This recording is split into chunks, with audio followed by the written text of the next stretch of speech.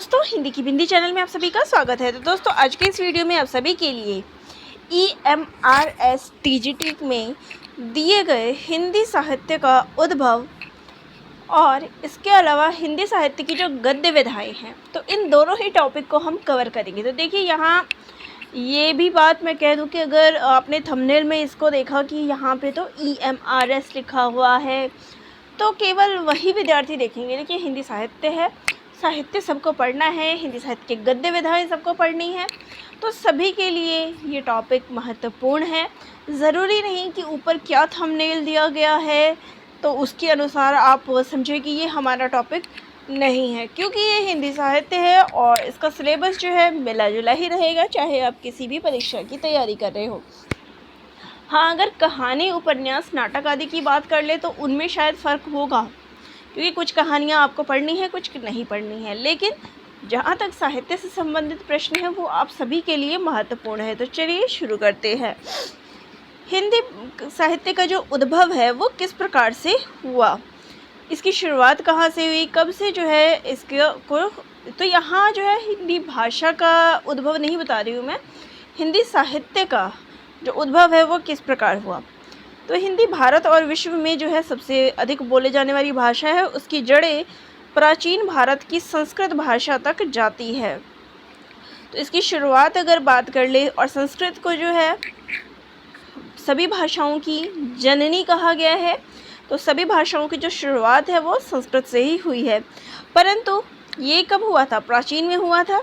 लेकिन जब मध्य युग आया तो भारत के में जो है अलग अलग भाषाएं जन्मी, जैसे कि अवधी, मागधी, अर्धमागधी तथा मारवाड़ी जैसी भाषाओं के साहित्य को हिंदी का आरंभिक साहित्य माना जाता है। तो इसके साथ ही जो है अन्य भाषाएं भी इसमें शामिल हो गई। हिंदी साहित्य ने अपनी शुरुआती लोक भाषा कविता के माध्यम से की। तो लोक भाषाएं जो कविता है वो उनकी लोक भाषाओं में रची गई, और उसके बाद जो है गद्य का विकास बहुत बाद में हुआ। तो पहले जो रचनाएं होती थी वो पद्य भाषाओं में होती थी, और बाद में यही इसका रूप जो है गद्य ने ले लिया, आगे विकास इसका होता गया। हिंदी का आरंभिक साहित्य अपभ्रंश में मिलता है। तो हिंदी में आपको 3 प्रकार का साहित्य देखने को मिलता है, गद्य, पद्य और चंपू। तो ये 3 प्रकार के साहित्य जो है हमें देखने को मिलता है। अब यहाँ पे गद्य आपको पता है क्या होती है, पद्य आपको पता है क्या होती है, कविताएं वगैरह, काव्य रचनाएं जो है वो पद्य के अंतर्गत आ जाती है। और गद्य में आपको जो है निबंध टाइप से हम कह सकते हैं, जो हो गया वो हो गया। और चंपू क्या होता है? इन दोनों के मिलने से जो जिसमें ये दोनों हो, गद्य और पद्य, उसको हम चंपू कहते हैं। अब खड़ी बोली की पहली रचना कौन सी है, इस विषय में विवाद है, लेकिन अधिकांश साहित्यकार लाला श्रीनिवास द्वारा लिखे गए। अब यहाँ पे गद्य रचना की देखिए, अगर मैं पद्य रचना की बात बोलूँ तो खड़ी बोली की जो पहली रचना मानी गई है वो कौन सी है? प्रिय प्रवास जो है काव्य रचना मानी गई है। लेकिन यहाँ पे बात की गई है, और खड़ी बोली का प्रभाव हमें अमीर खुसरो की रचनाओं में भी मिलता है, जो कि काव्य रूप है। लेकिन यहाँ पे बात हम गद्य साहित्य की कर रहे हैं। जब यहाँ बात साहित्य की आ जाती है तो साहित्य में आप क्या पढ़ते हैं? गद्य की बात अधिकतर होती है, पद्य की नहीं, गद्य की बात होती है। तो यहाँ पे अगर गद्य साहित्य की शुरुआती बात करें तो किसको माना गया है? तो लाला श्रीनिवास दास द्वारा लिखे गए परीक्षा गुरु को हिंदी की पहली प्रमाणिक गद्य रचना जो है माना जाता है। हिंदी साहित्य का आरंभ 8वीं शताब्दी से माना जाता है। तो कब से माना जाता है? 8वीं शताब्दी से। यह वह समय है जब सम्राट हर्ष की मृत्यु के बाद, हर्ष यानी हर्षवर्धन की मृत्यु के बाद देश में अनेक छोटे छोटे शासन केंद्र स्थापित हो गए, जो परस्पर संघर्षरत रहा करते थे। हिंदी साहित्य के विकास को आलोचक सुविधा के लिए 5 ऐतिहासिक चरणों में विभाजित करते हैं। यानी कि जो हिंदी साहित्य है 8वीं शताब्दी में शुरू हुआ, इसके बाद इसको इसके इतिहास क्रम के अनुसार 5 चरणों में जो है विभाजित किया गया। वो इस प्रकार है: आदिकाल, भक्तिकाल, फिर रीतिकाल और इसके पश्चात आधुनिक काल, और इसके पश्चात जो है नवोत्तर काल कह लें या फिर आधुनिक काल के बाद का युग कह लें। ठीक है, तो अब बात करें अगर आदिकाल की, तो हिंदी साहित्य आदिकाल को आलोचक 1400 ईस्वी से पूर्व का काल मानते हैं। यानी कि इसको जो है ये नहीं कहा गया है कि 1400 ईस्वी में शुरू की गई, इससे पहले का काल जो है माना जाता है कि इससे पहले जो है आदिकाल शुरू हुआ था, जब हिंदी का उद्भव हो ही रहा था। तो कहीं ना कहीं हिंदी का जब उद्भव हुआ तभी से जो है आदिकाल, इसकी शुरुआत हम साहित्य की मान सकते हैं। हिंदी की विकास यात्रा दिल्ली, कन्नौज और अजमेर क्षेत्रों में हुई मानी जाती है। पृथ्वीराज चौहान उस समय दिल्ली में उसका शासन था और चंद्रबरदाई नामक उसका एक दरबारी हुआ करता था। चंद्रबरदाई की रचना पृथ्वीराज रासो है, जिसमें उन्होंने अपने मित्र पृथ्वीराज की जीवन गाथा कही है। पृथ्वीराज रासो हिंदी साहित्य में सबसे बृहत रचना मानी गई है। कन्नौज का अंतिम राठौर शासक जयचंद था, जो संस्कृत का बहुत बड़ा संरक्षक था। तो यहाँ पर जो आदिकाल में शुरुआत हुई वो पृथ्वीराज रासो से जो है हम कह सकते हैं कि हिंदी साहित्य में इसकी शुरुआत हुई। अब बात करते हैं भक्ति काल की। तो हिंदी साहित्य का भक्ति काल का जो समय है वो 1375 से 1700 तक माना जाता है। यह काल प्रमुख रूप से भक्ति भावना से ओतप्रोत है। इस काल को समृद्ध बनाने, अब भक्ति काल को किन दो काव्य धाराओं ने जो है समृद्ध बनाए हैं, तो निर्गुण काव्य धारा और सगुण काव्य धारा। निर्गुण काव्य धारा भी आगे दो भागों में विभाजित हो जाती है। एक है संत काव्य, जिसे ज्ञानाश्रय शाखा के नाम से जाना जाता है। तो इसके प्रमुख कवियों में जो है कबीर, नानक, दादू दयाल, रैदास, मलुकदास, सुंदरदास, धर्मदास आदि को हम ले सकते हैं।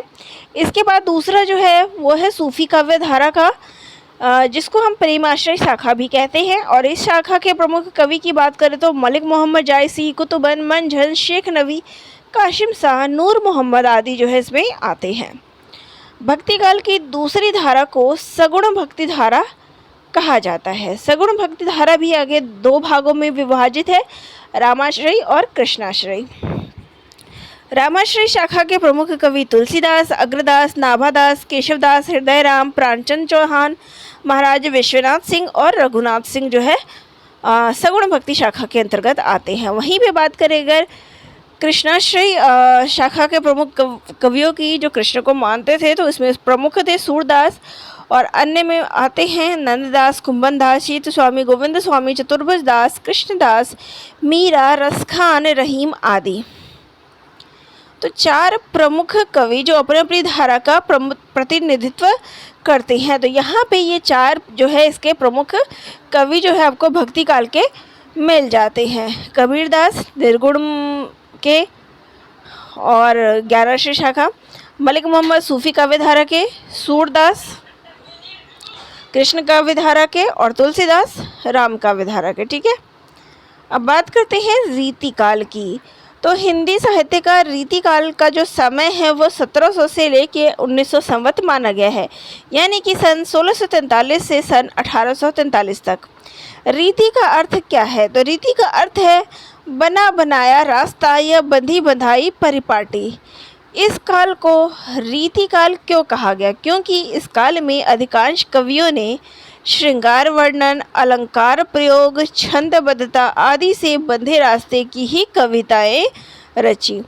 लेकिन यही नहीं है कि सिर्फ बंदी बंधाई इन्होंने जो है कविताएं रची।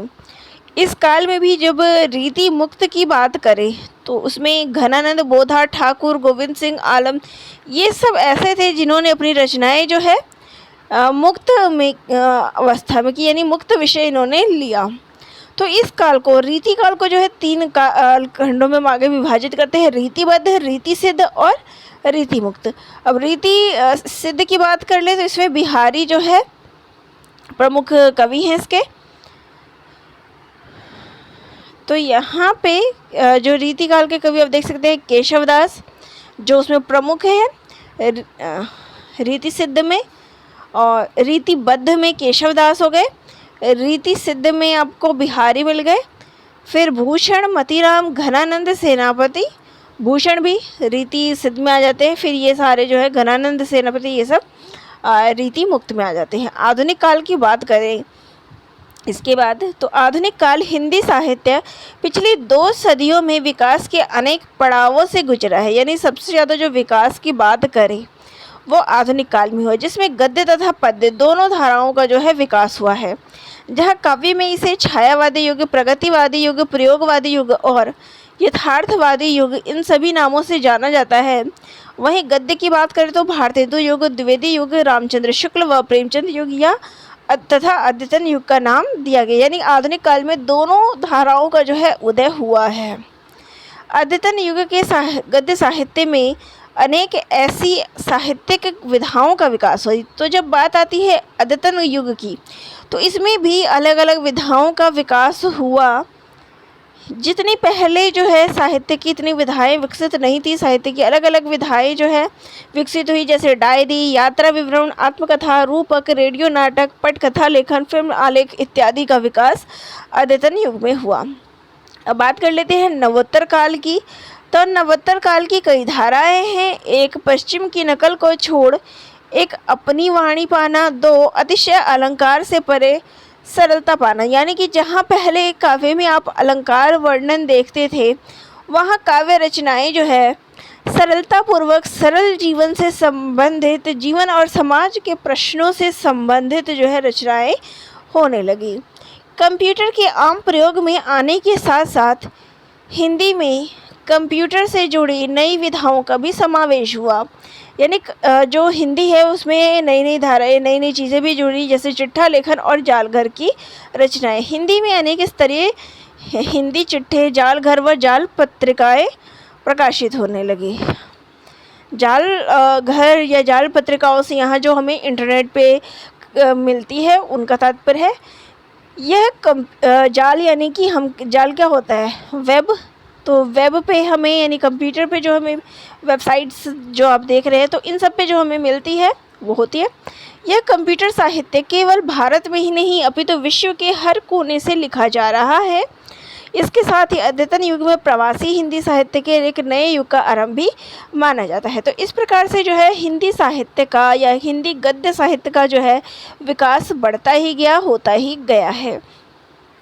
तो ये वाला टॉपिक जो है हमने क्लियर कर लिया। नेक्स्ट वीडियो में हिंदी गद्य की जो विभिन्न विधाएं हैं मैं उस पर चर्चा करूँगी। तो आपको ये वीडियो कैसी लगी कमेंट करके ज़रूर बताइएगा। धन्यवाद।